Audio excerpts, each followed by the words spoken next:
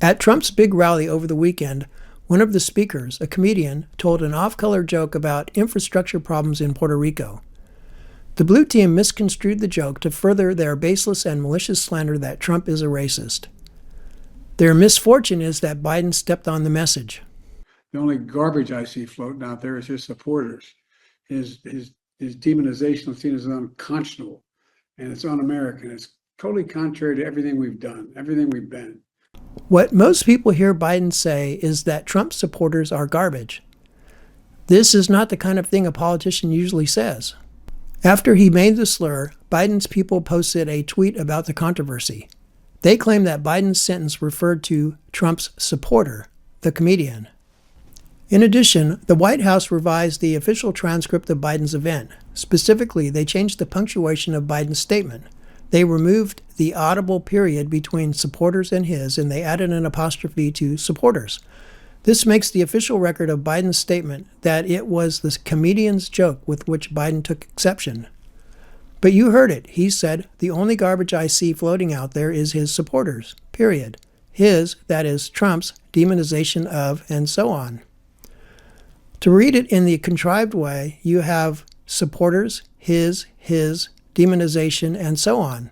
This is 3 consecutive references to one purported person, the comedian. This doesn't make any sense, even if we spot Joe Biden a stutter. While I would usually cut a motherfucker some slack and probably even think that this whole thing is a bunch of nonsense, the problem is we're talking about Joe Biden, the biggest piece of garbage in D.C. Joe Biden has done exactly this kind of thing over his entire career. In the heat of a moment, he will demonize some group to seize some political advantage he perceives in that moment. Very much like a feral animal. And Madam President, we have predators on our streets that society has, in fact, in part because of its neglect, created.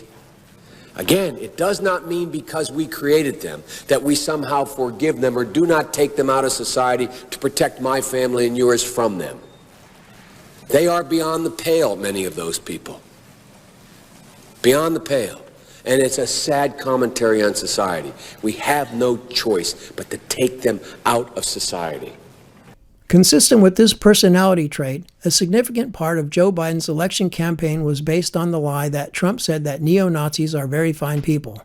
Furthermore, he's been demonizing MAGA throughout his illegitimate residency in the White House. Too much of what's happening in our country today is not normal. Donald Trump and the MAGA Republicans represent an extremism that threatens the very foundations of our republic. I think he said exactly what he meant to say, and that what he said is exactly what everyone heard. And I think he said what he said because he's glitching out. He no longer has any restraints on his verbal processes.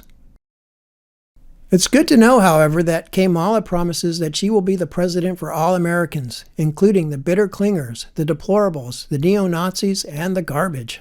President Biden put his comment last night about garbage. Listen, I think that, first of all, he clarified his comments, but let me be clear, I strongly disagree with any criticism of people based on who they vote for. You heard my speech last night and continuously throughout my career. I believe that the work that I do is about representing all the people, whether they support me or not. And as President of the United States, I will be a president for all Americans, whether you vote for me or not. That is my responsibility, and that's the kind of work that I've done my entire career, and I take it very seriously. Which begs the question, if Trump wins, will Kamala unify with her fellow citizens behind Trump and work to help make him the best president in the history of the United States?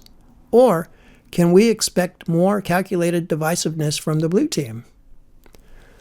There are 2 defining features of the folks who currently identify as Democrat.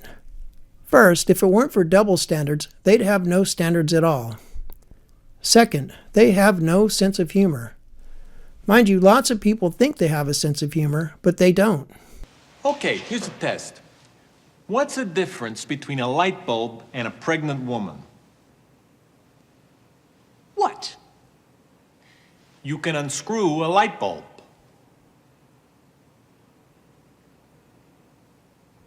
See? No sense of humor whatsoever. Meanwhile, it appears that election cheating is in high gear. While preparing to process these applications, staff noticed that numerous applications appeared to have the same handwriting, were filled out on the same day with unknown signatures, and some were previously registered voters, excuse me, and the signatures on file did not match the signatures on the application. Lancaster County detectives began investigating the voter registration applications and immediately found applications that were indeed fraudulent. Indicators of fraud included inaccuracies with the addresses listed on the applications, false personal identification information, as well as false names. A number of the applications also contained names that did not match the provided Social Security information. In some cases, applications contained correct personal identification information, such as the correct address, correct phone number, date of birth, driver's license number, and Social Security number. But the individuals listed on the applications informed detectives that they did not request the form, they did not complete the form, and verified that the signature on the form was not theirs. At this point, it is believed that the fraudulent voter registrations are connected to a large-scale canvassing operations for voter registrations that date back to June. Before the 2020 election, the last poll by the New York Times predicted that Trump would win Pennsylvania 48% to 44%. Like the other swing states, Trump was way ahead in Pennsylvania on election night until the vote count was suspended for mysterious reasons. When the vote count was suspended, Trump led Biden 57% to 42% and by 700,000 votes. However, when counting resumed at dawn, Biden was declared the winner by 80,000 votes. But not to worry, the Democrat governor of Pennsylvania assures everyone he's working tirelessly to ensure that our elections are free, fair, safe, and secure, and to ensure that your voice is heard.